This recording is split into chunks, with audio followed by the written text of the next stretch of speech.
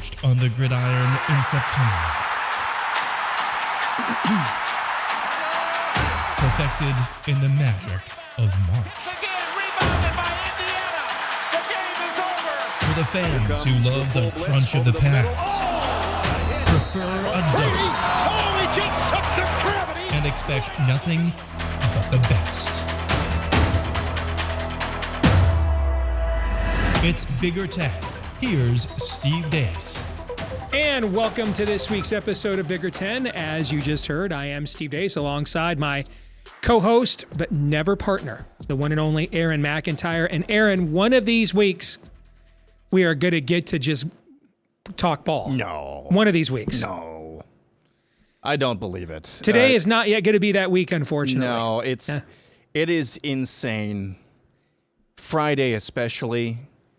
Oh, hey, we're going to stay together, the Pac-12. We're going to get into all of this. But, I mean, the drama, it's interesting to a point. I love the memes that are coming out of this entire fiasco. Those have been on point. Don't mind saying it. But goodness, the drama reaches a point where it's a little exhausting and, yeah, just ready to talk about football. They couldn't have done this in May when we needed the content. Correct. Now they want to do it in the middle of fall camp when we don't. But here we are. So I did not anticipate, it wasn't on my bingo card in August, to be doing top 5 on Bigger 10 Conference Realignment Big Ten Expansion Edition. But nevertheless, here we are. So let us begin with the earthquake that you just referenced, which happened last Friday. And essentially, if you want to know what is going on here, we are seeing the consolidation that was predicted to happen at the end of this decade or the next one, with the next round of television contracts. That's what everybody thought would happen, is that there would be an official or unofficial Big Two. And I think, with the Pac-12's rights not being secure and all of those teams a free agent and their inability to get a linear deal, I think everybody just woke up on Thursday and said, you know what, man? Enough. This is where we're going anyway. Yeah. So why are we even hesitating? Let's just get busy living or get busy dying. I think there's an underrated factor driving this that a lot of people are missing. And a lot of people are focused on the linear TV aspect of it. And this is a big deal. Look at this tweet I put out last week. The Big Ten is now going to have not just content, marquee content. Like, we're not talking like Oregon State and Arizona at 10:30. They have the ability to put marquee, standalone, blue blood brands in every TV window, noon, 3:30, 7, and now 10:30 Eastern, every week, every college football season. The NFL doesn't do that.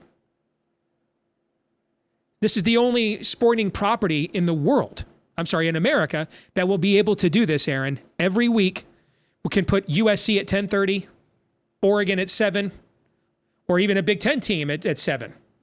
And then the Big Ten teams earlier in the day. They are the only league that's going to do that. Marquee content in every single window. And so you still have a lot of boomers out there that are the one-touch people we talk about that are just used to pushing one button, to get their content. Yeah. But we're heading to the multi-button generations. And this matters too, because we're already in a situation, Aaron, where there's too many streaming products before people are even ready to fully stream yet. And so you're seeing consolidation. That's why you're seeing this consolidation too. I mean, there's so much competition now with democratized streaming. Is your content deep enough that it justifies me putting another $15 or $20, another $30 on my bill a month when I'm already doing this with 5 or 6 other people? And so there's consolidation of linear platforms on the way out, and then consolidation of the streaming platforms on the way in. And the ability, it used to be TV markets, and now it's brands. Do you have enough powerful brands that I'll give you streaming dollars I won't give to Hulu? I won't give to Netflix. That's what's going on now. Yeah, so when we did I think it was our last episode, the ultimate road trip, I bemoaned and lamented the fact that, man alive, there are a lot of weeks this season that are just clunkers. Not very many good matchups until you get, end of October and November. I can't, on the one hand, bemoan that and then bemoan Indiana at USC at 10 p.m. on a Saturday night, because that's just not the reality. You're adding four teams now, USC, UCLA. Those are marquee teams in and of themselves. Oregon and Washington into the college football playoff, also marquee teams to varying degrees as well. So, yeah, they will have the opportunity. There are going to be at least 2 or 3, I think, bangers every single week. Yeah. Every single week all season long, and you just can't say that right now. However, I will say the changes that the Big 12 made. I've maintained this. I think it's going to be the funnest conference, not the best. I'm more interested to watch those because I think that league is filled with parity. That's the Any Given Saturday league. Yep, that's the league that's filled with parity and probably chaos to some extent as well. But they're really banking. I think these TV networks who are obviously calling the shots now, they're banking that we're all going to like this. And that just remains to be seen. I'm 30 going on 80, so change to me equals bad, But they're going to bank on the fact that we're all going to like this and eat this up. Here's the other thing that this does as well, Steve. We're going to have 9 games a week in the conference season. There will be several weeks, towards the end of the season. We're going to have 9 games a week. Those are 4 windows that we just talked about here, right? Noon, 3:30, 7, and 10:30. How are you going to fit 9 games into 4 windows? I'm going to be interested to see how many weeknight games there are going to be on the various platforms now, the various partners that they're going to have. I could foresee a scenario. Thursday game every week. Thursday game every single week, where some of those mid-tier teams who have, like an Iowa or Wisconsin, put that on a Thursday night. I'm not sure if something like that would happen. But interesting matchups that don't have as many eyeballs naturally built in, like they would at 11 or 2:30 on a Saturday. Put those on Thursday night. I think you could see that as well. Scott Dockerman at The Athletic proposing that he thinks the Big Ten will seek to get a permanent Week 0 exemption. And it'll be starting next season. Big Ten games will start, conference games, not like games with Big Ten teams, but like conference games in the Big Ten. August 24th is Week 0 next year. Wow. That we could see that. I've always been all for that, by the way. If you start on Week 0, you can do double buys for everybody, probably. Yeah. And give guys a week off for tests or finals, and then a week off for rest at the same time. Probably should be that way. Yeah. They should be doing that now. I agree. So let's get to the additions the Big Ten made here with Oregon and Washington. So last year when we added USC and UCLA, I think we all recognized, if you are a sentient life form, that the Pac-12 was over. It was just a matter of how long it was going to take for the body to decompose. I think people understood why the Big Ten did what it did on the heels of the SEC grabbing Oklahoma and Texas. This one, I think a lot of people are having a harder time swallowing. I think they understand, again, we predicted on this show from day one, there would never be a season that USC and UCLA were the only teams playing in the West Coast. It just made no sense from a scheduling standpoint beyond football. Now, we talked a couple weeks ago, maybe USC is like, we don't want any other teams because we want to be the only team out here. Well, that's not going to be the case. Oregon and Washington are now officially in the league starting next season. And this time it doesn't seem like there's as much excitement, almost a resignation, like, yeah, we knew this was going here. Just was maybe hoping it was going to wait a little while before it did. The history, by the way, when you leave one power conference and go to another, I don't think that any of those teams has won a conference championship in their new league yet. I think I saw the stat the other day. That's incredible. Yeah, so we're talking about Nebraska, Missouri, some of these South Carolina. Now, those schools have all gotten to conference championship games. Even Missouri. Missouri did too. Could not win it. I mean, Missouri got to the conference championship game as a number 1 team in the country with Chase Daniels one time. Couldn't beat Oklahoma. But that was when they were still in the Big 12. But in the SEC, they went to the conference championship like right away. A couple times, and then they lost both times. So you're just, as you saw this, momentum going, that they were coming in, and knowing what it meant for the future, just what you thought about the additions of Oregon and Washington. I think I said as much on one of our recent episodes. I kind of thought maybe there was a chance Oregon to the Big 12 just so they could be kind of the big dog in that conference. But this is all kind of shaping up because you can see what's going to happen next. We're going to have, instead of divisions, we're going to have scheduling pods. I think that works out well for everyone. Maybe cuts down on the travel costs a little bit for USC, UCLA, those West Coast teams. I think that's a good thing. Also preserves a little bit of regionality, even though not nearly as much as having a dedicated Pac-12 Western Conference out there. I am where I am with all of this just is what it is. I just want to see it play out. Maybe it's going to be a massive success. Maybe it's going to be, again, I keep referencing, hey, Indiana, USC on a Saturday night. Maybe that's going to be what this ends up being. But this is ultimately, this sounds obvious, but it's true. This is all going to rise and fall on the teams that are out there on the field. Can they develop? Can they maintain their success? Can they start challenging the SEC for supremacy? You know, if we look back in 5 years and the Big Ten Conference with these new additions has won 2, maybe 3 national titles, or has several playoff wins, and we start thinking, hey, maybe things have actually leveled out a little bit, I think that's as good of an indication as anything, whether or not this is a success. Which brings us to the next issue. I don't believe the Big Ten is done. I think there's actually a better chance Cal and Stanford will be in the Big Ten than other people think by the time this is over, because I think the conference presidents, this is an academically driven league. As much as you can be and rake in the kind of athletic dollars that our league does, it is. And I think the presidents are very uncomfortable with statements from people like you that are true, that Fox is basically running the show. That we've just, I've pointed this out before. I remember when Jerry DiNardo first got hired as Indiana coach after he was at LSU. And I was at the very first Big Ten Media Day when he came in and introduced himself. And the first question he received, Aaron, was, what's the difference between the Big Ten and the SEC? And he said, well, you guys have faculty reps up here. We don't have anything like that in the SEC. I think the Big Ten presidents are very uncomfortable being seen as mercenaries. And you bring Cal and Stanford in, they'd probably come in for nothing almost. Oh, for sure. I mean, if Oregon and Washington are coming in for 40%. You're going to go to the ACC? Come on. Yeah, they'd come in for 20, 25. You get access to all those huge research dollars out there in Silicon Valley that they're attached to. You do something that looks more altruistic. Those are also AAU schools like you, so you don't leave them behind. I think there's a better chance that people think that they will be brought in to give a full West Coast pod or division look. And then I think you'll see a few ACC schools come in as well. I think by 2026, the Big Ten will add 2 to 6 more teams, all former ACC teams. And then I mentioned Cal and Stanford, reform as 2 10 to 12 team divisions with the conference championship game to alternate between Indianapolis and the Rose Bowl every year. I think that is coming. So we kind of combine these two issues of not done and what's next. But that is what I foresee happening not in the not too distant future.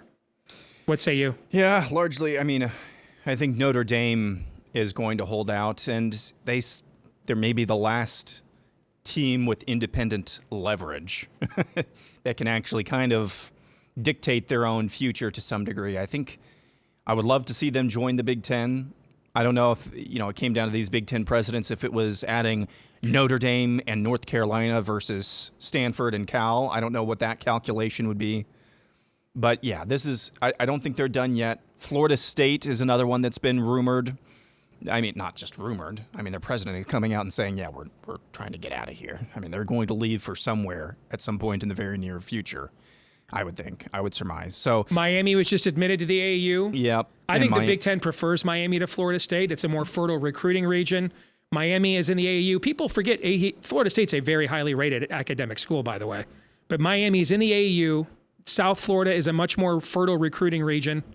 I think Miami will end up in the Big Ten as well. Yeah. So this is not close to being done. I know some have hinted at this, Steve, and I want to float this by you.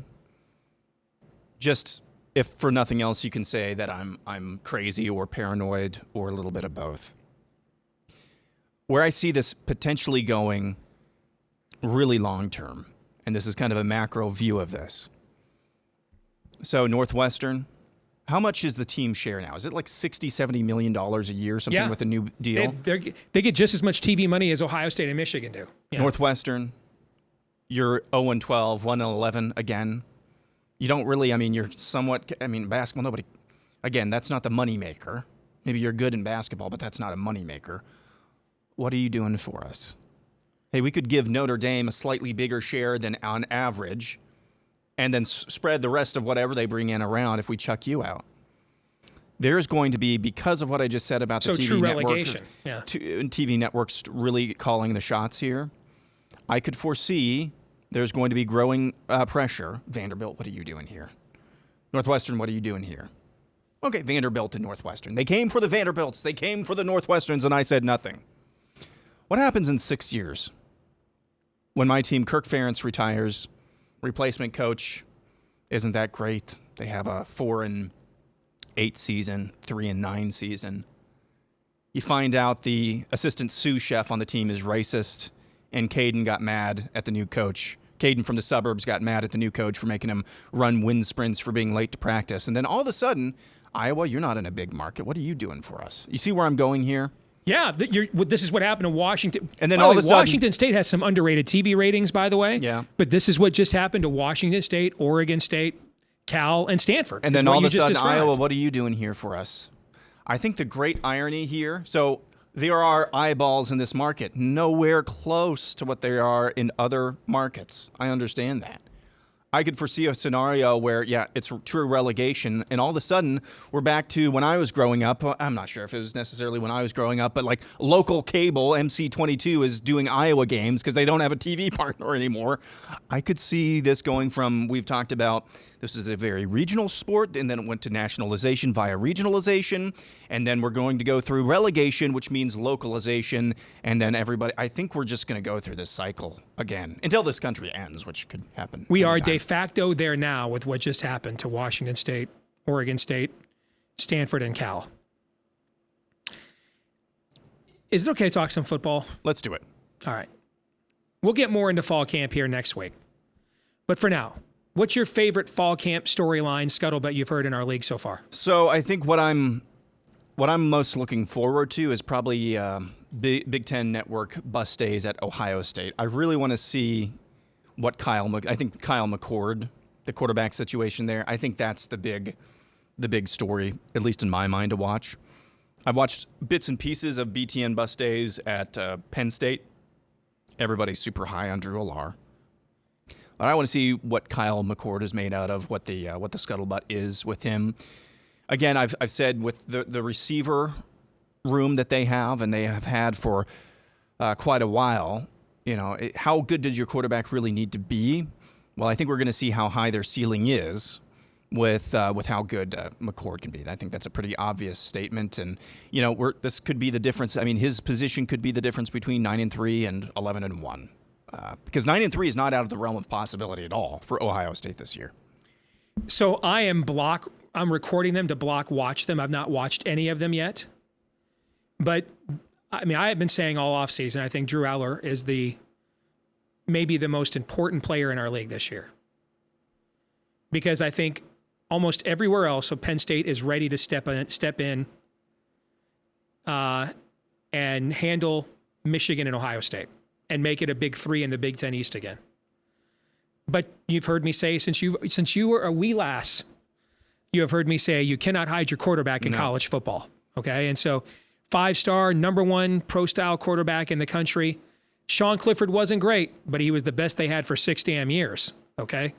So is he ready this year to raise the ceiling of this team? I thought they should have played Drew more last year in pressure and leveraged spots, because you don't want to be developing him behind the rest of the Abdul Carter, I should say, and all these guys that they've recruited from really well the last couple, Nick Singleton, these guys are ready to go. I told you all last year this was a 23 team. Remember, I kept saying that.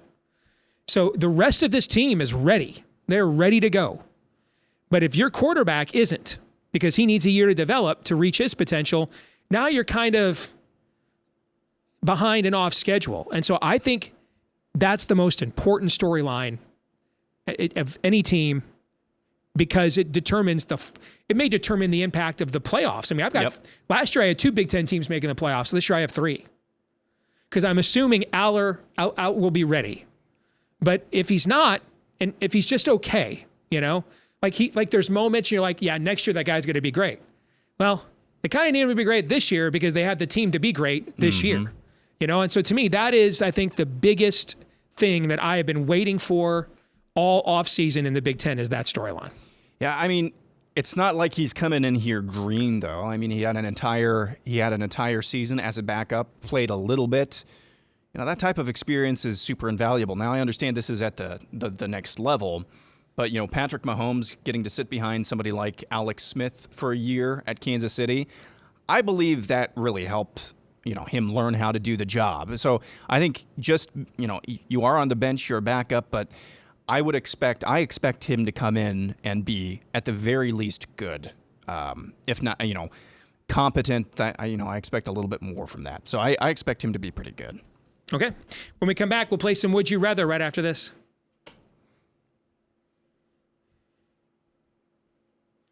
All right, back here to play our weekly game of Would You Rather right here on Bigger 10.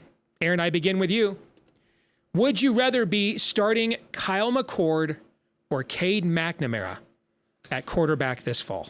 To me, this is a layup. It's Cade McNamara, more of a known commodity than Kyle McCord, although I think Kyle McCord, he has probably a higher ceiling, easy for me to say. Higher ceiling just because of the weapons around him and the style of play that they have. But I would almost always rather go with the known commodity in Cade McNamara. Now, maybe Iowa verb Cade McNamara, we'll see. But I would rather go with the known commodity. This one is for you. Would you rather add Florida State and Clemson to the Big Ten or add Notre Dame and North Carolina? The latter for sure. Not even close. Not even debatable.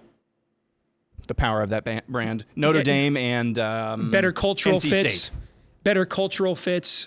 It's just, to me, it's just not even debatable. And to me, that's a no-brainer. Absolute no-brainer. I'd rather have Notre Dame and North Carolina. Would you rather be prepping Drew Aller or Tanner Mordecai to be your starting quarterback during fall camp? A lot of pressure on Mordecai, too, because they're revamping the entire identity of that program, and he's going to be asked to carry a lot of that load in year one. Well, just being consistent with my last answer, probably Mordecai, but I am higher on Aller, but we know what Mordecai can do, and I have some respect for that. But then, like you just said, they're rebooting the entire system there. So there's a lot more question marks in Wisconsin than there are with Penn State. But because we kind of know what Mordecai is capable of, I'd rather go with him. Finally, would you rather watch Big 10 After Dark or Big 12 After Dark? This one's tough. Most weeks, I think I'd rather be selling Big 10 After Dark. But most weeks, I'd probably rather be watching it because USC, UCLA, Oregon, and Washington can only play each other at 10:30 so many times, right? Right. Okay. Which means we're going to end up with, as you've been, this will be, I think now our fourth USC Indiana reference. Yep. You're going to end up with a lot of those kinds of games where week in and week out in the Big 12, no freaking clue who wins. I mean, just flipping a coin, man. And that's what keeps you awake at 11:30 local. You know what I'm saying? Yep. Is you're like, what is even happening here? All right.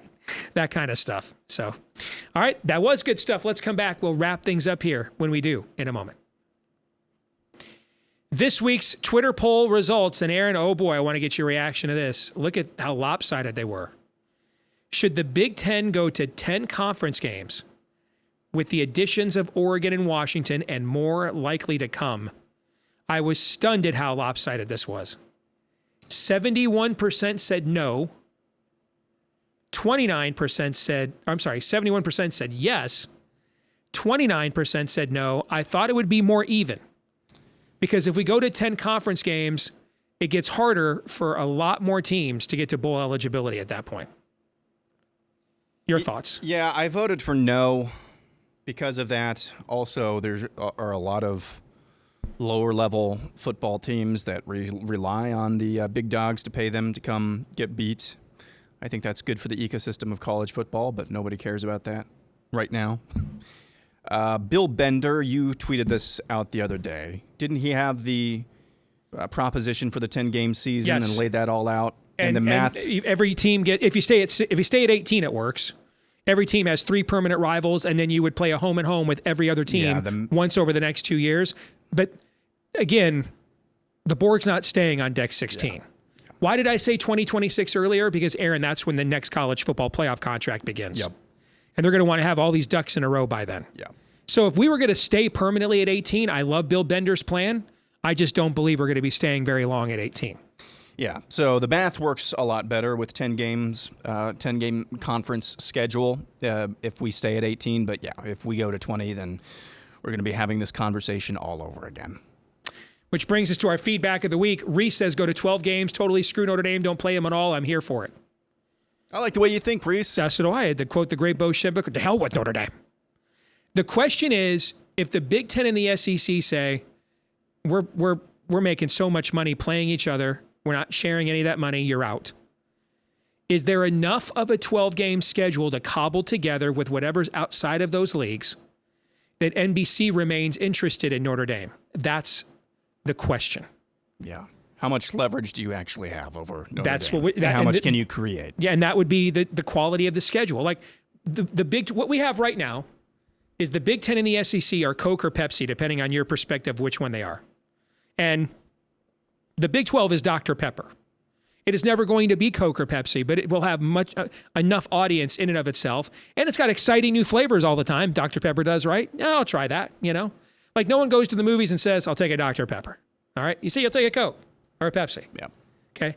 But Dr. Pepper has enough market share, enough innovation, enough diversity of content that you like it. Okay? And so would all those Big 12 teams still want to play be willing to help fill Notre Dame's schedule? Sure.